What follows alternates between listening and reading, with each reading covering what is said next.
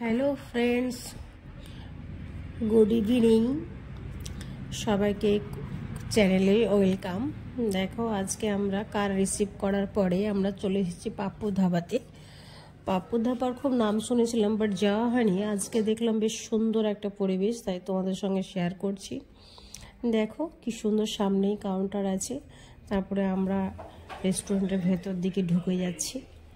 সে ধাবার ভেতরে বেশ সুন্দর পরিবেশটা।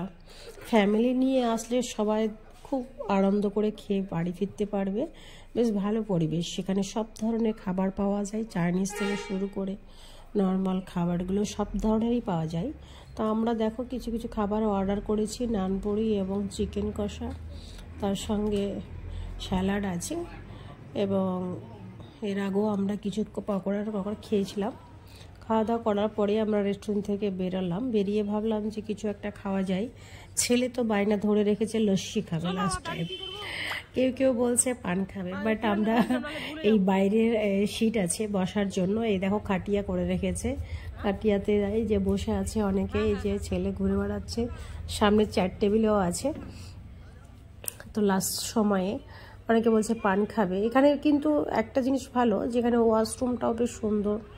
এখানে আলাদা আলাদা স্টল আছে, পানের আলাদা স্টল আছে। NH-34-এর উপরেই বেশ খুব ভালো জায়গা, আমার খুব ভালো লাগলো।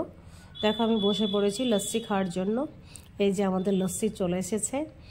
এই আমরা একটা ছবি তুলে তোমাদের সঙ্গে শেষ করি।